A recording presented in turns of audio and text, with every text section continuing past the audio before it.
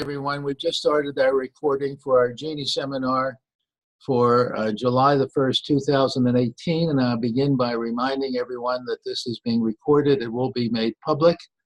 It will be used as a sample for anyone who wants to start a Genie seminar. And so just everyone, by your participation, is granting permission that we can use this recording for public use in the future. And of course, our goal is that we hope Genie seminars are going to become a national phenomena, an international phenomena, and that we've said one of the reasons we have these Genie seminars is because we're concerned about the state of the world.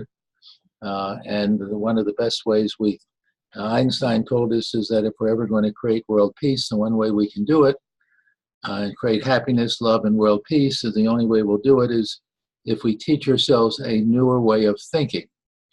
And at least the thought we have within the educational community is that if we can start a movement of Genie seminars where people get together and share their genius, share their ideas, and introduce some of the most brilliant ideas of successful people, proven wisdom, that's the way we'll eventually find the solution to the biggest puzzle. And the biggest puzzle, as we've said, is why is it that we fill our world with fear, scarcity, hate, and war?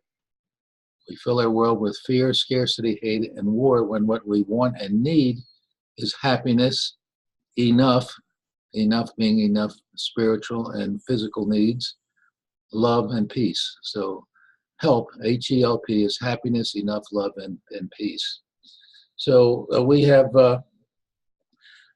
indicated that one of the most basic ways, center peace, when we're spelling center peace with a P-E-A-C-E rather than P-I-E-C-E, the centerpiece of our wisdom are 7 word switches that elevate our way of thinking from our animal brain to our puzzle solving and problem-solving human brain, our cerebral cortex, which we call our Genie organ.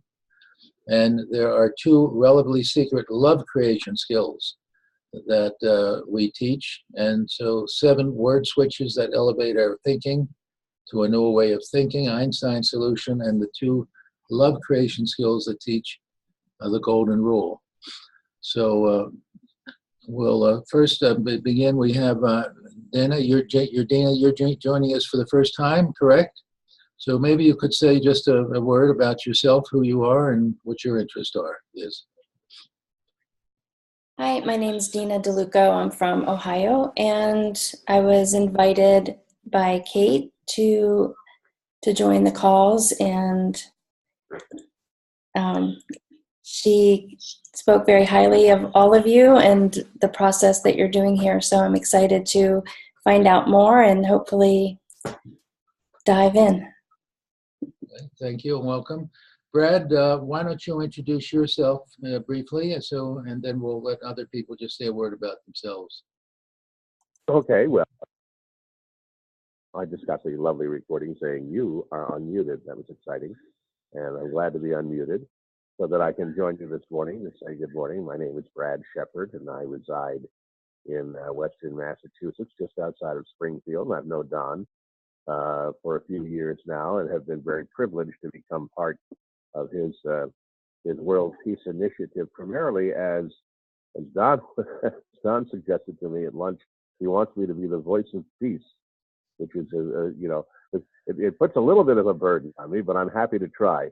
So and now that I'm creating peace everywhere, and your technical director is laughing at me, so that's good.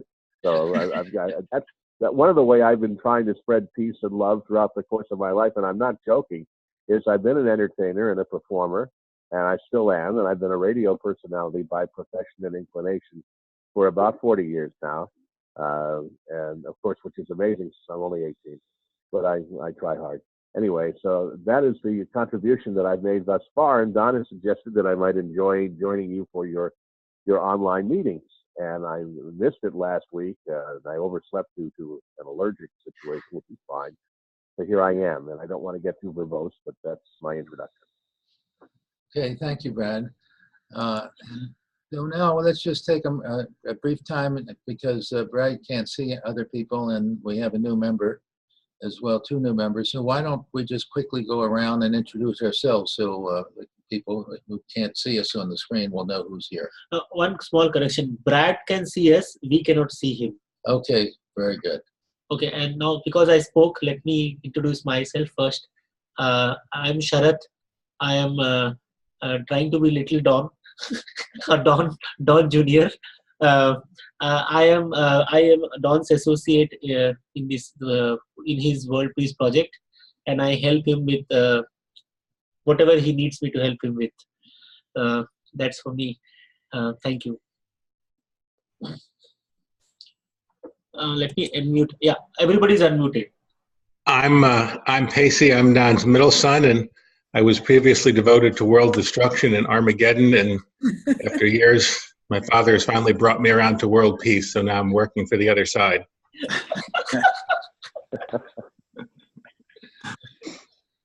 And I'm Avi. I'm Pacey's older brother, and what the family refers to as the more handsome of the two of us.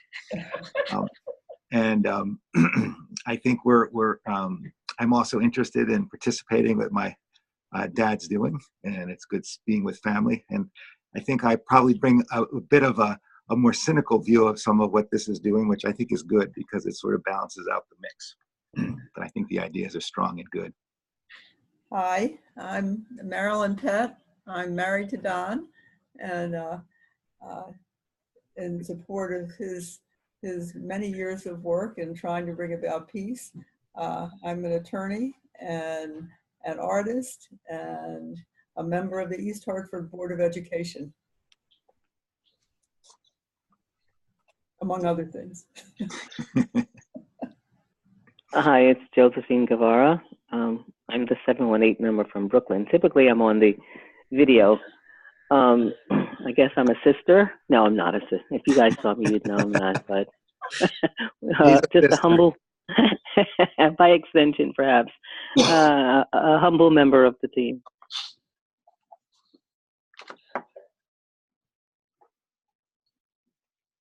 Kathy Roberts of South. I'm a fan of family. I really it's a beautiful how we can move forward. We can talk in circles. I just love the concept. So you find right all the objectives that I to join us and will. And thank you for being on the call, Brad. Honored to be in circle with you all. Your connection isn't too good, Kathy, but we'll try to get you later, okay?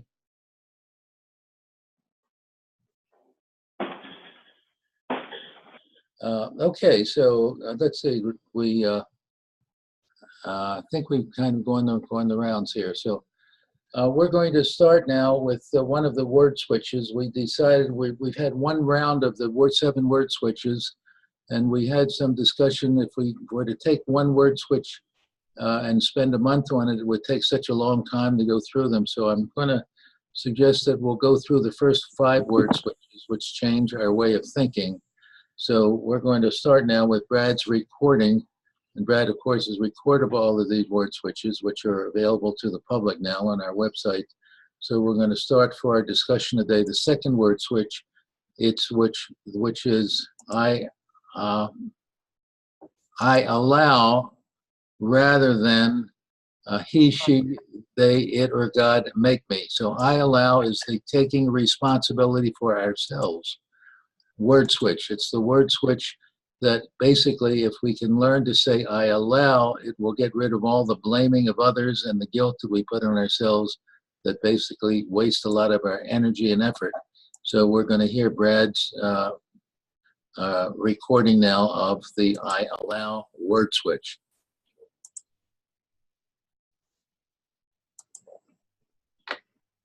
This is Module 2 of the Educational Community Curriculum on Making Our Life Wonderful. It is the third of the 7 critical, mind-freeing, life-changing, world-saving word switches. We simply replace they make me with I allow.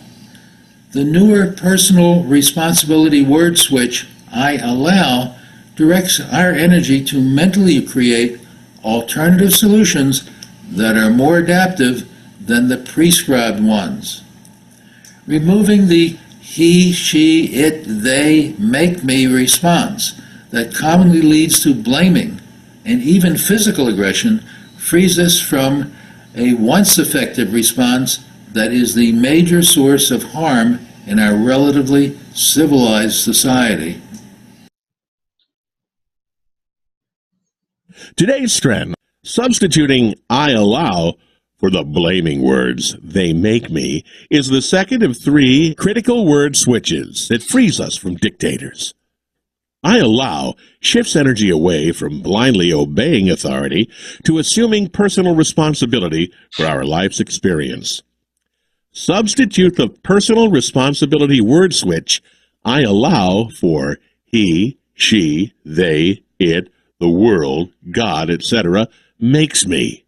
We are naturally prone to blame others, even ourselves, when the world disappoints us. Others come to no longer provide what we have come to expect during the many years we indeed did require that others take care of us. I allow inspires us to assume personal responsibility for our attitude and stop habitual blaming. During most of our first decades, we are takers. We depend on others for our needs. We get used to being fed, protected, and having our basic needs provided for. Hopefully, we receive love along with our physical needs. Our life is highly controlled. When we say they make me, it is usually an accurate statement. We know they brought us into the world. They nurtured us and usually make sacrifices for our well-being. It's not difficult to understand how we come to expect that the world is here to serve our needs and wants. When our nurturers or any aspect of the world do not comply with our expectations, no matter how unrealistic, we experience frustration. Frustration commonly leads to blaming others. Think of the many instances you have observed a child having a temper tantrum when gratification is not provided. All of us are born impatient. A favorite motto is, I want what I want when I want it. There is a common tendency for us to get stuck in the blaming pattern, which is fostered by both instinct and our tradition. The easily identified blaming trigger sentence goes something like this.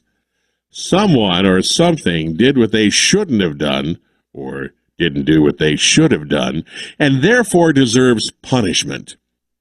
Instinct pre-wires us to secrete action chemicals when we are frustrated, usually signaling us to strike out. Our nurturer's favorite way to curb aggression to others is to teach us to direct it inward. We call these self-put-downs guilt. Guilt is a human quality not seen in animals, although I've seen dogs taught behavior that appears to mimic our obsession.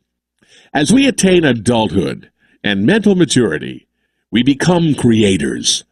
We have a mission to become givers instead of takers.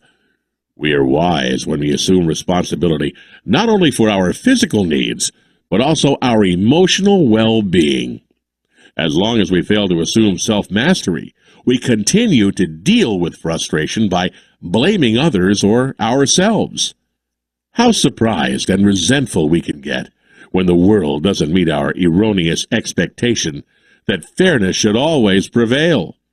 One need only read the daily paper to see how frequently we engage in non-productive blaming and the rarity of common-sense problem-solving. I allow is the word switch we can use to turn off the blaming response and turn on a newer way of thinking, one that applies common sense. 2 strands later, I'll explain the universal magical problem-solving sentence. As a preview, it goes like this. Given the situation, what is most likely to make things better for me and you for now and the future? We create preferred outcomes with the 1-2 combination. The I allow word switch followed by the problem-solving word switch. The I allow word switch is simple to apply. Put it to work and enjoy the benefits.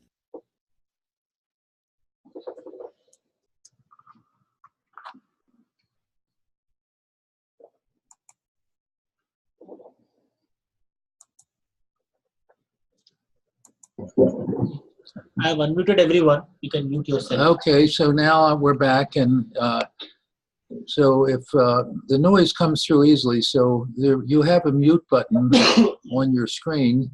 So if you're not speaking, I appreciate it if you mute yourself and then speak. Or if you know you won't be making any noise, then fine, leave it unmuted. But just even moving back and forth in the chair can cause a fair amount of noise and so on. So we ask that unmute yourself whenever you like to speak. And for Dina's information, we ask people to try to speak for up to 2 minutes and then come back and speak as many times as you like. And the more you can relate this word switch to your own life experience, we probably get more out of it when we can make it more personal. So I'm going to open the call now for anyone who would like to comment on this second word switch, I allow, instead of blaming others or guilting ourselves.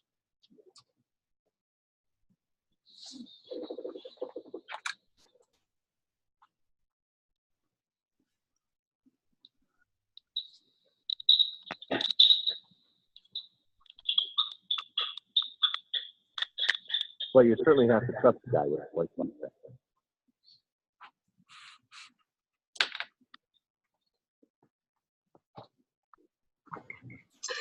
I feel like for me, I think I've gotten a lot better at excusing or changing my thinking from, other people are making me do things. For me, I think I personally get stuck more on making myself do things.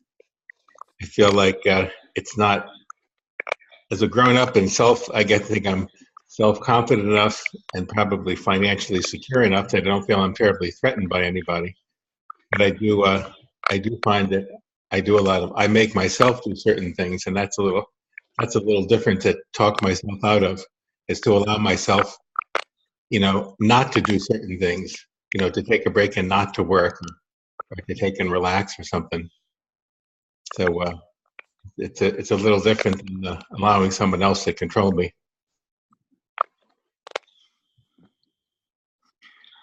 I see it, and kind of riff off Pacey a little bit, that I recently retired, and I spent many years in the corporate world, feeling that, well, I had to do this or something bad would happen. And I, feeling that decisions were easy. It's like, if I wanted to get paid and wanted to live and afford my house and all those things, I just needed to do it what I was told. And I am finding in that transition where I'm not having to worry about pleasing a boss as much anymore. I still have a little sense of something has to be done, or it's almost like there's a cloak that's been lifted. And I realize that it's really more my decision than somebody else's decision. But there's still a little bit of hurdle realizing that it's my decision. Yeah, Abhi, I thought you are still married. I didn't say that everything. I didn't say that it's all of the pressure is gone. Some of the pressure. That jokes apart, how do, maybe this is a question which keeps because when something wrong happens with me, sometimes I am to be blamed for the reason. But it is especially like Abhi said, in the corporate world, what happens is it is tough to to always. Sometimes it is not true that I have done something. Some people can do something wrong with me, or even in a family setting where I am not to be blamed. Now, in that situation when I'm down and I feel and I know that something has wrong happened to me, how does I allow I allow come into picture there, that I say I allowed folks to do bad things to me, or I allow myself to be bogged down by this? Is the limit? What is the limit of I allow in that situation, and how it can help me in that situation?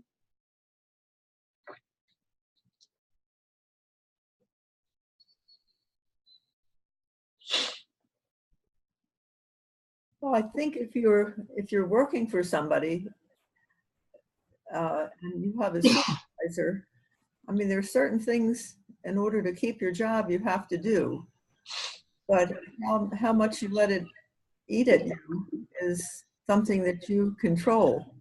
So somebody can shout at you and give you directions, and you might still follow the directions, but you don't have to let yourself get upset. Or, I mean, that's easier said than done, but you can work on trying not to react by getting an upset stomach or a headache or thinking about it all the time. Those are the things that you can allow. And rather than saying they make me, realizing that you don't have to always react physically and emotionally the way you've been trained to do over the years.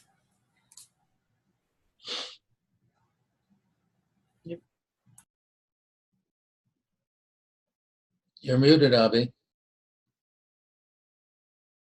Yeah, sometimes I think in that there's a bit of a self-filtering going in the corporate world, that, there's a certain maybe personality that you have to be sensitive to reacting when somebody says, well, we have to get this done at a certain time, and there's certain pressure on it.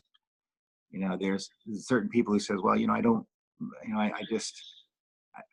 kind of rejecting the idea that I got to sort of bend my life out of shape a bit in order to do your bidding. And I sense a little bit that those people, they don't work at corporations. There's a certain bit of, you have to be willing to subject yourself to a bit of the guilt or the blame or the beating up on yourself to push yourself forward. And those people who don't, they're not really that sensitive to that, end up doing something else. So, and I'm just thinking in the corporate world, there's a little bit of there's a dynamic that's present, because if those people who don't really feel it quite so strongly, they're off doing something else. It doesn't help if you are doing it, having a different way of approaching it, a different way of thinking about it. I think it's really a constructive thing. But I'm wondering if there's a certain element of it that is self-fulfilling. You have to be willing to beat up on yourself and submit to others, or the pressure of others, to motivate you to do what needs to be done, to work together in a group and get something done in a corporate perspective. I think what Marilyn said, I think that maybe, and Don can share his thoughts as well. I don't know where the sound is coming from. Yeah, so I allow helps me where if I have to do something which I don't believe in because I want to save my job, or in a family situation where I have to do something where because of the emotional attachment with a person, I don't want to do it, but I have to do it. Then how much post doing something do I allow myself to be pissed about it? Or how longer do I allow myself to do it? If I recognize that I allowed myself, if I am sad about it for a long period of time, or I'm unhappy about it, then I am the one who is responsible for it. I'm not sure if it is the right direction I'm going, but maybe Don or someone can help me out.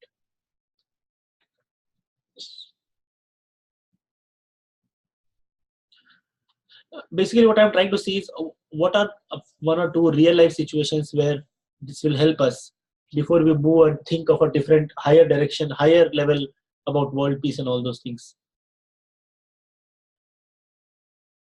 Well, I'm not sure how much control we have, but it seems to me, I worked in a place many years ago, and it was an interesting job, but people were hard to work for, and it was at a building, and when there must have been fairly new carpeting on the floor, and every time I walked in that building and smelled the carpeting, the new carpeting laid, before I got to the office, I was upset already because I knew what was coming. And I don't know what I could have done. I mean, I was in a position where I didn't have to work there. I chose to work there. And I'm not sure if the good part of the job outweighed the bad part of the job. But I think it was me that was reacting. They weren't doing it to me, and I'm sure they didn't do it on purpose, but it was making me, physically upset every time I smelled that carpet. And I'm not sure how you start with it. Maybe some kind of relaxation.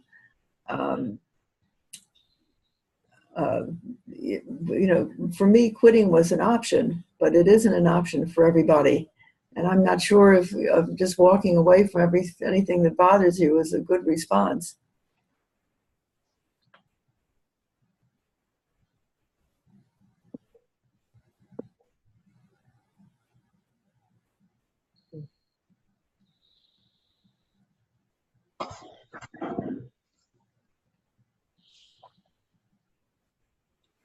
I think that there's something, seems to me, the more subtle going on about in this "I allow" statement. Abby mentioned, in the corporate world, you have to kind of take on the agenda of the corporation, to be a good worker. And I think that the way our system, where our society works, really is to make you feel like it is that you do have to do it. I think there's very much an agenda to not to brainwash us, but to convince us that we want to do it. I think the difference between work and slavery is, the slave, it's very clear to them that they have to do it. There's no one trying to convince them that they want to do it. You're going to get whipped or you're going to get killed if you don't do it. But we live, I think, Dad, in your intro, you said we're in a fairly civilized society or something like that. And we are kind of maybe fairly civilized. But I think that it's the environs are manipulated such that we're kind of programmed that we want to do it. And it's very disruptive. And it reminds me kind of the 60s hippie movement, who realized that we don't have to do it. We don't have to dress in suits. We don't have to have a corporate job. We can wear our hair long. We can smoke pot. We can do all kinds of things. But I think there's something revolutionary and kind of upsetting the norm to try to bring people to the realization that they allow themselves to do it. There are a lot of forces that push us specifically away from that as a way of controlling people's behavior. I think where I am still a little confused is what is the value that I allow brings to my life. I am upset and because something wrong happened to me, and I say yes, I allowed this to happen to me, not because he, she, they make me. Like Marilyn, you said, if I am in a job which keeps me upset or makes me feel bad continuously for a long time, and I still go to that office every day and work, then and I realize that yes, it is I who is allowing myself to do it. What is the value it is bringing to my life? How is it helping me, have a more peaceful life in a sense? John, any thoughts to share? Well, I have lots of thoughts, but I've thought it would be good if others could express their thoughts about it. I'm struggling, to find why is it helpful to take responsibility for yourself? Well, think about the way the world is. We spend much of our time either blaming others or guilting ourselves. Read the newspaper, see what's happening. We have wars, we have conflict. When we blame ourselves, we feel guilt and we get upset. We make ourselves upset. When we blame others, then we get into this fight or flight response where we want to strike out and we're changing our whole physiology and so on. We're walking around resentful and angry and so on. But if we have a choice where we can say, I really could leave that job, or I might have consequences. We don't always have the world treat us fairly the way we want it to be treated, but we certainly have the ability to have peace within ourselves. So when we can accept that there are certain situations that we're willing to deal with because the benefits are greater than whatever the consequences are. But we have a choice.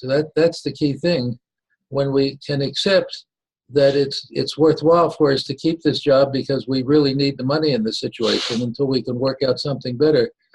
So the alternative is, what is a puzzle, what is a problem-solving way for us? Can I find a way to decide what my choice is? See, that's the choice we have. What is the best bargain I can make with this situation? But it's usually not helpful at all to walk around being resentful or to be guilty. So resentment and guilt are two of the ways we can react that really are non-productive. That you really don't get us what we want, they get us what we don't want. But when sometimes we say, I do have a choice here, I could leave this job. I mean, if that's the case, I won't have the income, but maybe I can find a different job. Maybe there's a better alternative for me. So the idea is we have the ability to control our lives. But when we're born, we've been brought up being told by others what you should do. The third switch, which we'll take next week, is when we say I could instead of I should. The should word is when that finger gets pointed at us directly, at our nose and so on, and says, this is what you have to do, and we automatically react. But when we say I could, we're inviting ourselves, what is the best alternative, the best possibility for me? So when we can create some peace of mind for ourselves and realize we do have a choice, we may not like the choices. We're frequently in a position where it's not a choice between what's right or wrong or what's good or bad or whatever. Sometimes it's a choice between what's bad or worse. If you're in a difficult situation, then you have to decide which is the best choice for you, but at least to realize we have a choice. And when we exert our own creativity, our own choice, we have a lot more peace within ourselves than when we walk around being resentful or when we walk around attacking ourselves. I mean, after all, depression and so on, the kind of things the feelings that we don't like are usually of our own doing. We attack ourselves to say we should have been doing something better, we're not good enough, or whatever. So let's get rid of this blaming. Let's get rid of the guilt because they're not productive. And when we take it from our personal self to the global scale, we see the reason we have wars is because people are continually blaming other people. They're blaming other countries. And we're being attacked because of people who are expressing anger. And in today's world, what Einstein was telling us, today when we express anger using nuclear weapons, it's a lose-lose situation for everybody. What we're really trying to prevent is the releasing or the unleashing of these weapons that are so powerful. And since now 9 countries have them en masse, if we have the next war, will be over in anywhere from 2 minutes if it's a submarine that releases a bomb off our shore, or 18 minutes if it comes from across the sea. We're in a different situation. That's what Einstein told us, where if we don't learn to control our anger and blaming, it's only a matter of time before someone will push the button, release all these weapons, which we've got on release status. So my position is until we can take responsibility for ourselves, I allow, and find a better way, which we can do. That's part of our goal of these meetings. What is the solution that we can learn to get along instead of compete with one another to see who has more money or see who has more titles or whatever? That's the long-term goal. But it starts when we can recognize how we create our own problems. We've created these weapons. We've created pollution. We've created virtually starvation because we don't, certain people have most of the resources and others are starving. We overfish the seas. When we realize it's the way we think that creates the problem, that was Einstein's message. And the way we think is that we blame others and we blame ourselves. They're totally not productive in today's world. Our ancestors had to be prepared to kill others because there wasn't enough food and we had to fight for it. But in today's world, we know how to make enough food for everybody. We know how to limit our population. We don't have to have so many kids that we can't feed that we have to steal from others. So that's that's an overall perspective. But the issue, can we take responsibility for ourselves by on our own blaming others and guilting ourselves? If you can tell me how guilt is productive, then that's fine. But I've never found that guilt is productive. The productive way of dealing with things is to ask yourself the simple question, what's going to make things better for here and now? You notice no one to be blamed there, that wonderful statement, what's going to make things better for me and you for now and the future?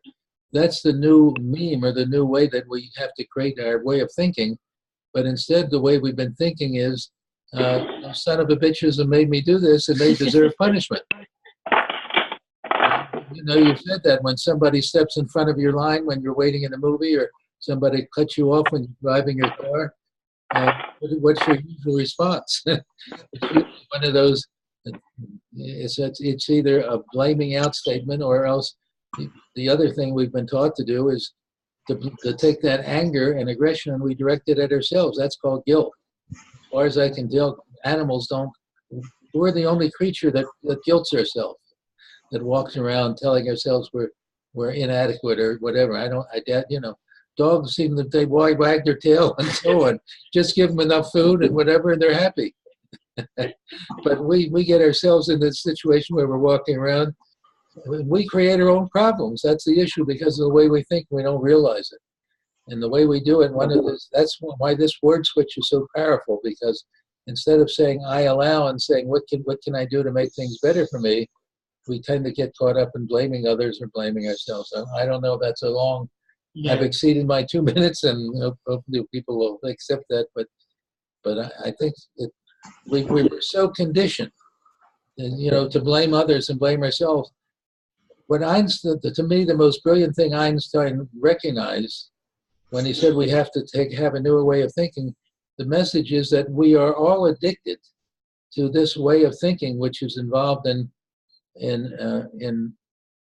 fight or flight, blaming others or attacking ourselves, and we don't realize we're addicted to that. But it's as though we've had to do it since we were kids, and now we've been doing it over and over for at least 15 or 18 years. Now we've got this addiction, and it's hard to change the way we think. Well, I would have to say that giving a dog enough food and he's happy isn't just restricted to dogs. That works for me as well. That's another matter entirely. Or maybe I'm evolving, and maybe being a canine is evolution for me. It could be.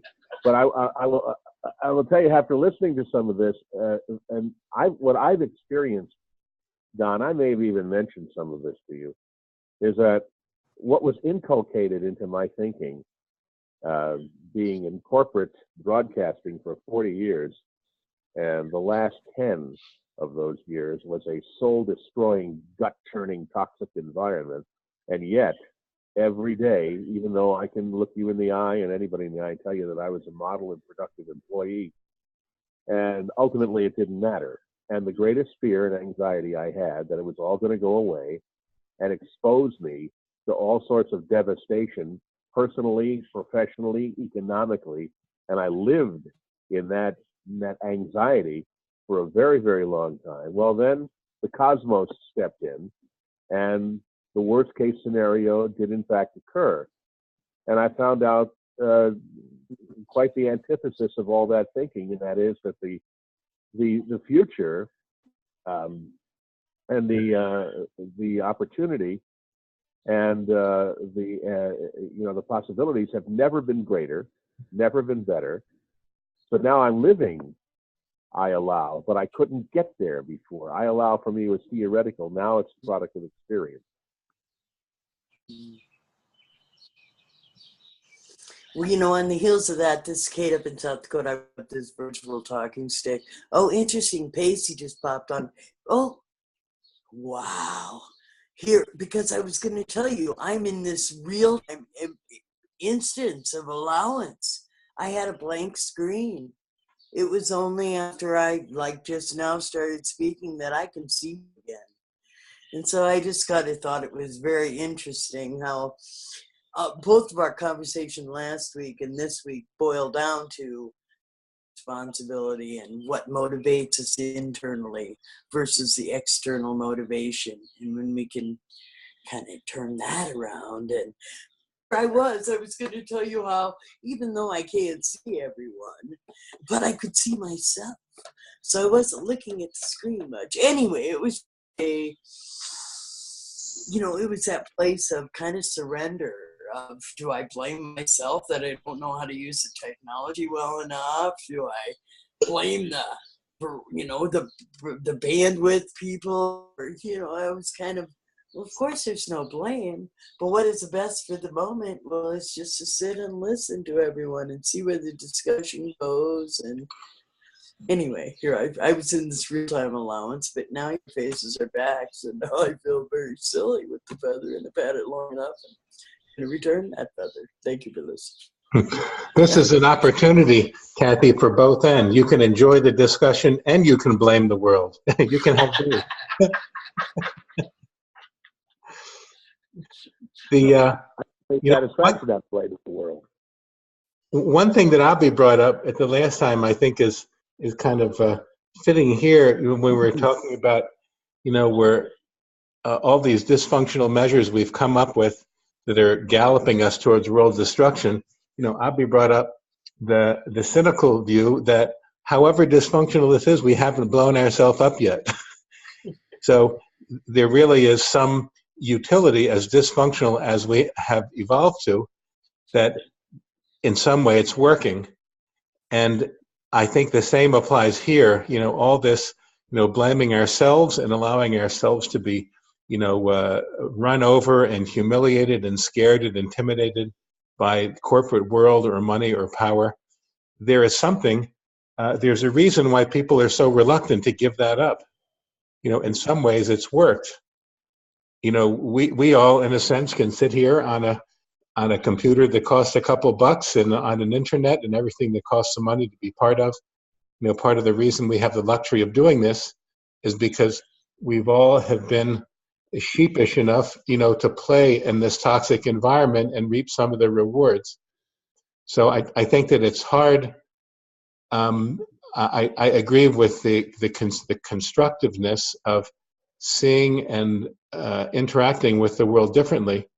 But one of the greatest barriers to moving in that direction is the fact that the older dysfunctional way has served each of us and many others very well. And it's hard to give up something that works, even if it's taxing or personally destructive. Yeah, that is the addiction that we have, though. You see, our animal brain is what worked for the last billion years or 3.5 billion years. We are encoded or already indoctrinated or educated, if you want to use that word, with 3.5 billion years of what has worked in the past. But the things change. We continually change things in order to get along. I mean, if the horse worked for a while until we developed the automobile, but if we decided that, well, the horse has always worked, we will never go on to the next step. So we are addicted to these ways of thinking that have worked up to a point. And what Einstein is telling us, yes, that's true. The way we've thought has been necessary when we lived on separate hills and we had to compete for limited food. We had to be prepared to identify with our tribe, as every animal does and every species does. We all identify with our local tribe. But then when we come to the next step, and for example, we're too many people and we have to fight one another in order to have enough food, so we've got to move on to the next step. And what Einstein is saying, what's happened now, because we have weapons now that don't allow us to make mistakes anymore. We've always learned by trial and error. We make a mistake and then we learn from that mistake. But what Einstein's saying, and this is his brilliance, he said, with weapons of mass destruction, the world is different than we've ever had in the past. There is no opportunity now. One mistake, if somebody pushes a button and we have a mechanical error that releases 1,000 nuclear weapons that are on ready release status, or 100, or even 50, that could be the end of civilization as we know it, because the world has changed. That is the problem with addictions. We believe that what we've been doing has worked, so we inherit a museum. Our animal brain is like a museum of what has worked in the past, and it's what enslaves us. It's what tells us when we're born, you must do what our animal brain tells us, what instinct tells us. But what's different is now we can use words and language, and it's the words that we create that makes us be creative. So we're creating something new all the time. That's what makes us different from animals now. We are creative. We make the world. We're now responsible for our world. Not only we're the only people who create computers, and we're the only people who create automobiles and airplanes, but we also create nuclear weapons now. So now we have to create a newer way of thinking. That I think is the bottom line.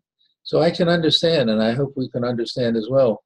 When you're addicted to something, you really do believe this, whatever worked in the past. Alcohol, the alcoholic says, alcohol has always been my friend. It's always made me feel good. So why can't I continue to take alcohol? Gambling is always something that I feel good about.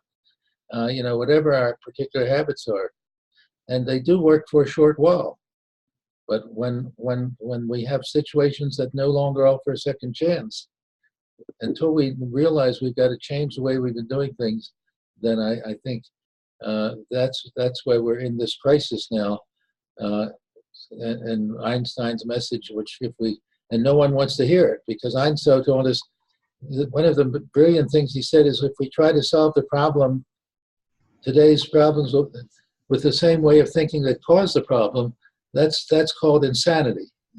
When you try to solve the problem the way of thinking we've been using and expecting a different result, that's insanity. Well, the issue is we don't like to be told that we're crazy.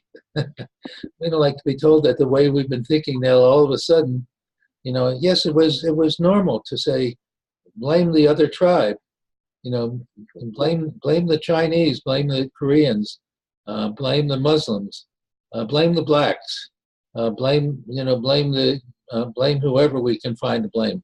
Blame my parents. Blame my parents. That's a very good one. That's a one that we can all accept. Blame my parents. If there's something wrong, everybody has the story that if something happened wrong, and every kid, as a matter of fact, think about it. I remember when Abi told us that we were the cause of his problem because we didn't allow him to live in the ghetto, because he never learned to fight so good. If we were good parents, we would have let him grow up in the ghetto. We would have learned to fight. And we were terrible. Well, while we're at it, do we blame iHeartMedia? Because I don't want to be left out of this.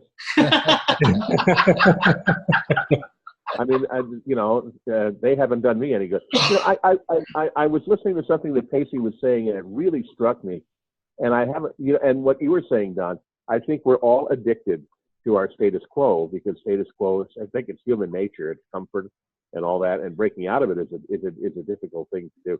But I can't help wonder if what has bought us a little time in the theory of the devastation and destruction that is so possible any given day is narcissism and greed. And when I say that I think that those individuals who could be the perpetrators of the wrong decision at the wrong moment haven't figured out a way to do it where they can survive it. And I think that greed and that narcissism is one of the things that has been precluding it over the years. But it's a Band-Aid. It doesn't vitiate the need for a new way of thinking. All it's done is to serve to preserve the present. Well, that's one of the things we talked about a week or two ago, was the notion, Brad, of mutual assured destruction. And that's what Abi Dad was saying, well, that's not a good solution. But Abi was saying, the fact that we're all going to blow up, if anyone blows up, that's what's keeping even the narcissistic controllers, that's what's keeping them from pressing the button. So I think you hit the nail on the head. Is that I think that we could all benefit from the old Tom Lehrer song, "We will all go together when we go." Yeah. When you bring up this the analogy of addiction, in dealing with addiction now, you have a lot of experience, and I have some experience in the office. One of the realities is it takes a tremendous effort by the majority of people who surround a person afflicted with addiction to make a tremendous effort on their part to help break that addiction. It takes family, it takes AA or NA or medicine or groups or inpatient hospitalizations. So in a society where it's the minority who are addicted, it takes a tremendous number of people and resources to try to undo that. How do you deal, though, with an addiction where that's the majority? If you look in our society, or if you imagine, there's an island with 100,000 people or 1 million people on it, and 7 of them aren't alcoholics. Everyone else is an alcoholic. How would you go about convincing the rest of the population that they're addicted to something? I feel like a little bit, to the degree we're using this addiction analogy, that's a little bit of the predicament that we're in. I think I might be open to help join them. Just before this meeting, I think Marilyn and I were talking about what is happening with this immigration, where like children are separated from their parents, and what kind of society are we living in where we allow this to happen? Now, what is important to learn, and I think what Brad said is the greed. That greed is something which has brought us to this, where a group of people who came to a land first and they said, this is my land. The people who are living before them, they just kicked them out and said, no, this is not your land, this is my land because I have the power. Now several years later, somebody else is trying to get in, and they say, no, you're not supposed to come because I came before you, something like that. And then I will make laws which will be completely inhumane laws, and which anyone who sees what is happening based on that law it will really trouble them out. Now, basically, it is not necessary that mutually assured destruction means the destruction of entire earth. Now, it is very what I told, and why I'm bringing this point here now is what I told Marilyn is, for those sitting in Connecticut, we might say that this is really bad, but those who are living next to the border, it is really very scary when a large group of people are coming in and completely changing our society, and changing the way we think we need to live, or the way we have decided as a group to live. For them, it is a completely different situation, and maybe because of this mass movement of people, for all maybe genuine reasons, from one place to other, illegally, has brought us to this situation where people have gone to this extent. It is an endemic problem which has been there for such a long time, and nobody is taking a decision. So the one who took the decision took such a wrong decision now everybody is thinking, oh my God, how did you do? And wow, like Don said, we are blaming one person for this entire problem, but this problem has been there for a long time. Similarly, mutual assured destruction doesn't mean that we wait for a day, as Don said, when we can't learn from our mistakes. The time of trial and error has gone. But you see what happened with ISIS, what happened in Middle East, where complete societies were destroyed. Women as young as 12 or 13 were sold into sex slavery, and then when they come out now, they save themselves, and then we read those stories. It is completely, for them the world has ended. A 12-year-old girl in sex slavery for 5 years, the world has ended for her. It might not for us. We might still love our car, live our life, and drink our beer. But so it is not necessary that mutually assured destruction means destruction of the world.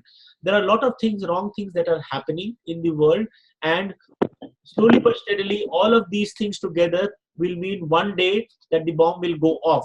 Now, just because the existing, the political scenario in the world has somehow not assured that mutually assured destruction does not happen, doesn't mean that it will not happen in future. So we need not wait for that day, or neither can we afford to wait for that day.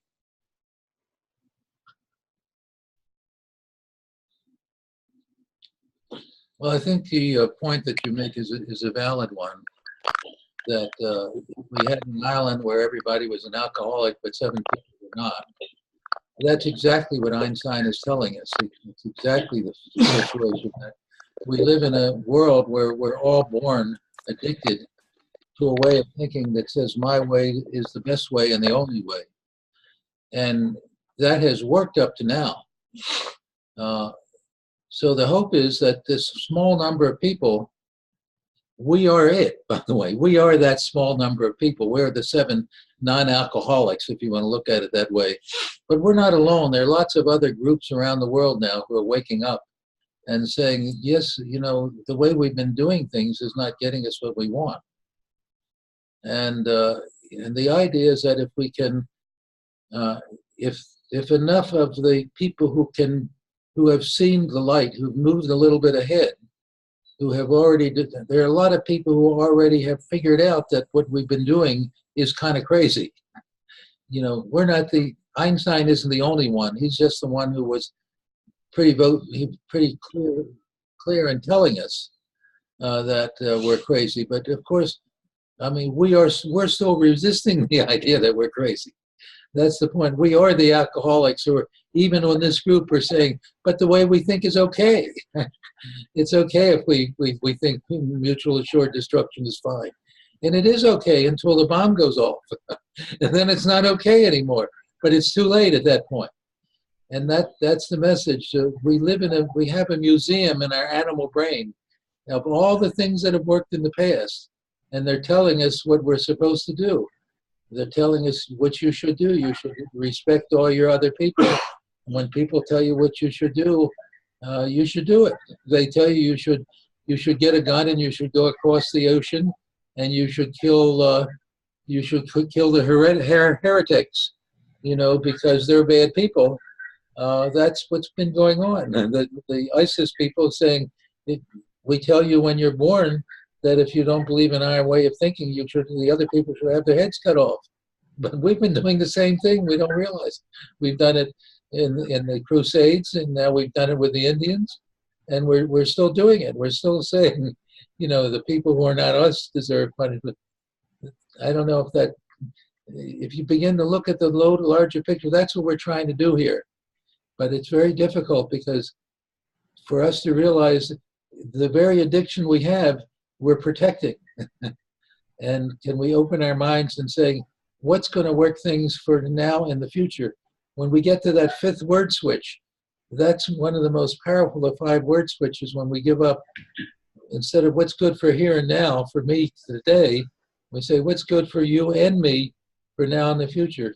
What's the situation when 2% of the people in the world have most of the money and 20 or 30% of the people are starving? What do you think the outcome of all that will be?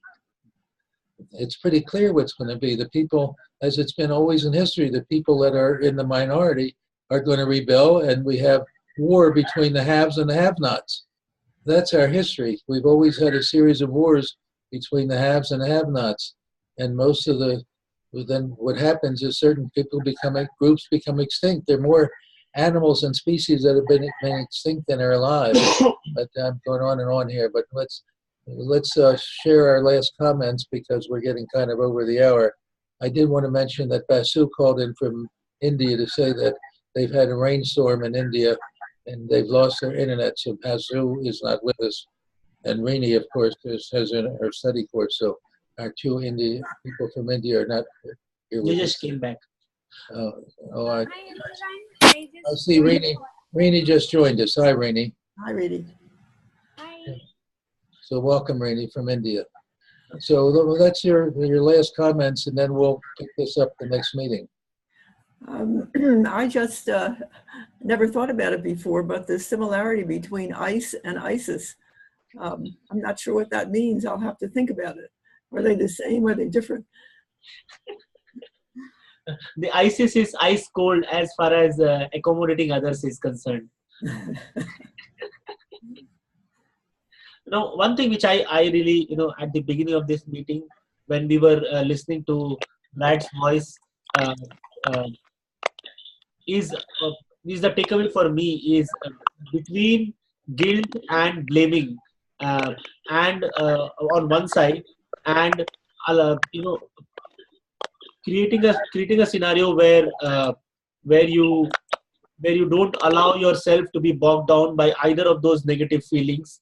I allow helps you to survive that situation, the bad situation between these two evils. So that is a good takeaway for me. From me, I'll try to think about it more during the week.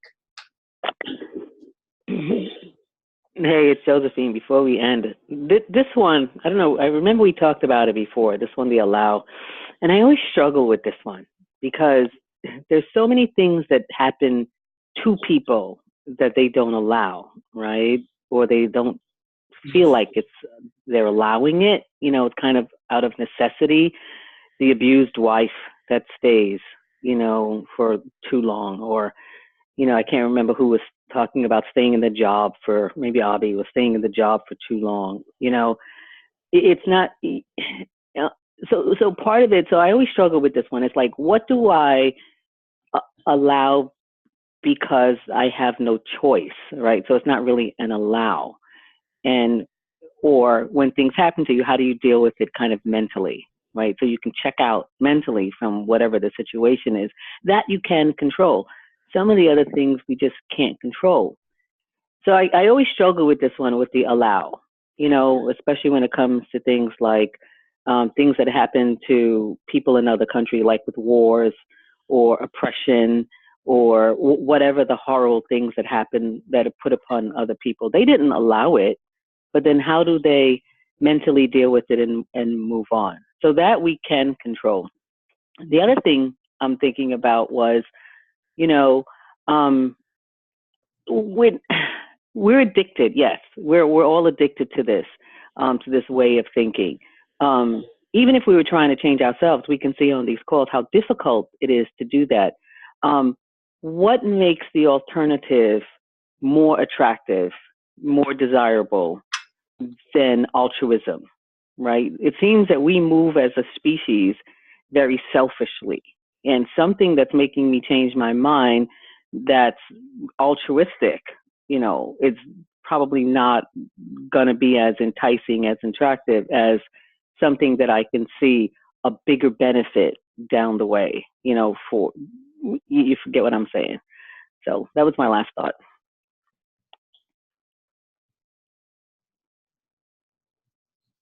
You're muted, Abhi, if you're trying to speak. I see your lips moving, but There you go. Yeah, thanks, Josephine. That was pretty interesting. I've been thinking with similar lines. I'm thinking this allow is a necessary condition, but not a sufficient condition for change. And I've been thinking that there's some benefit to allow. When you're allowing yourself, if you think in these terms, you open yourself up for the possibility of improvement and change. But it itself is not enough. And I was thinking about the island idea. If you had an island of addicts and 7 people were trying to convince the others. That case is pretty clear that if you can show that, well, there's the withdrawal symptoms and you're not able to take care of your family and some of those things, you sort of can get that back maybe if you stop being an addict. I was comparing that idea that there might be a positive outcome if you could convince people to stop.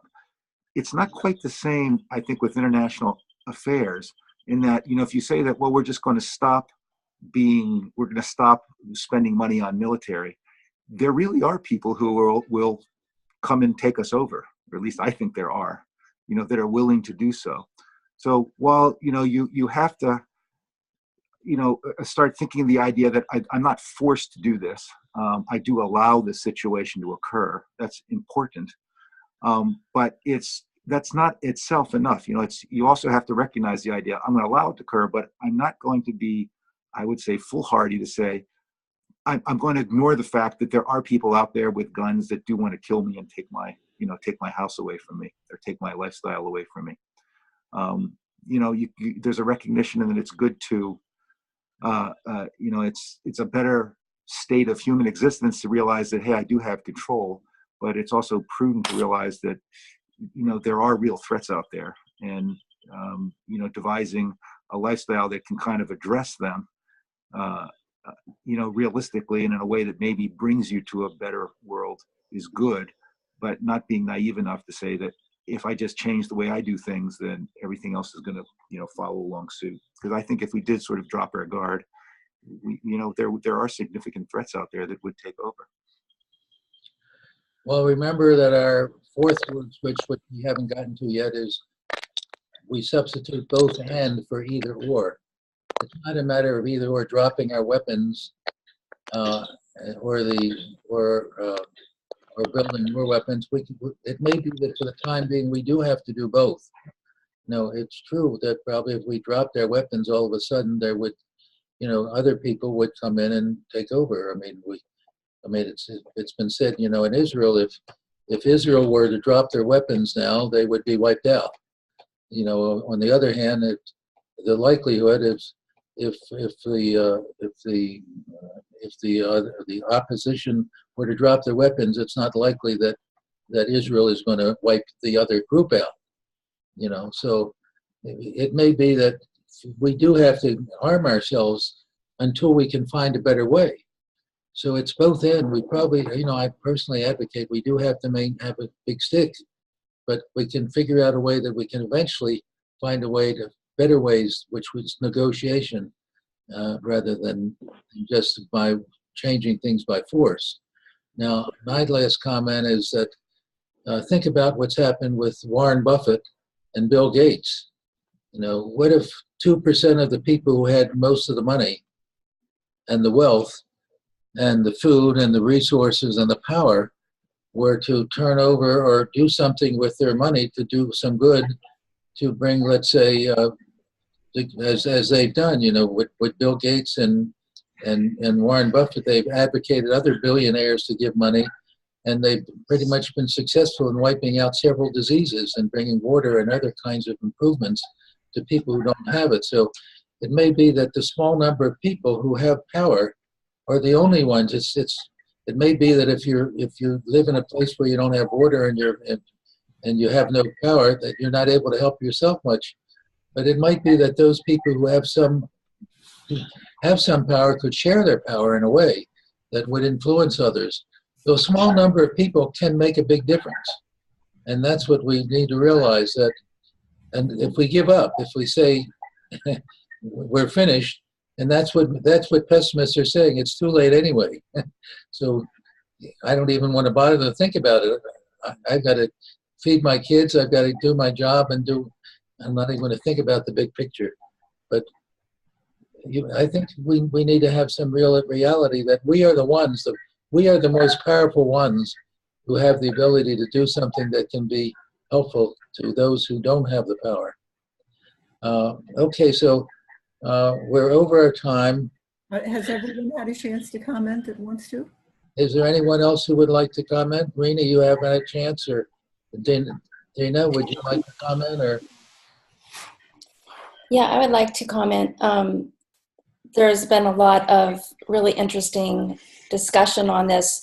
For me, the I allow word switch kind of mirrors into my life what I feel is my growing edge, and that is that the only changes we can make are within ourselves, and everything I see in the external world is a reflection of my internal world. So instead of trying to change them, whoever that might be, is just taking responsibility without judging them, without judging me. So I took on a leadership role in a very big project, and it's been extremely challenging to not be reactive. And as I just sit with it and go in, it's like everything just, I don't know, it's just like magic when I am not blaming anyone and I'm taking responsibility, but not with judgment. So I guess that's my only input is it really is mirroring something that I'm already learning. So I appreciate all of your thoughts and comments, and this is pretty cool. Rainey, do you have any comments? You came in, I know you're having, of course, you're attending. Any last words before we end our meeting?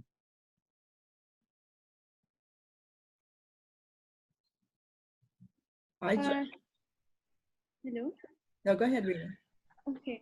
So I would agree with Dina here.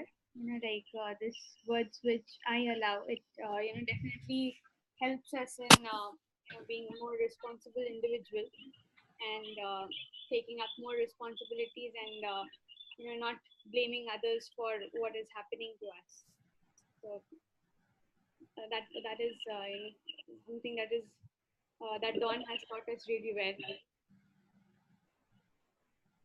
Thank you, Rini. Okay, so now if you can put these words in your practice day by day, they are such powerful words if you practice them. When you can get rid of the guilt and the blaming and instead get into a problem-solving mode, you will see they will create wonders for you. But that's part of the purpose of these 7 word switches. So have a good week, everyone, and we'll let's see. I see Basu has joined us. Basu, welcome. You're able to get back. Did you have any last word before we end our meeting? No, I think it was a good session. I couldn't hear a part of it because of some internet issues. So now we can continue the second part of the call also. Okay, so those of us who are working on our Peace Project will stay, and everybody have a good week. We'll see you all next Sunday. So we'll end the recording at this point. I did.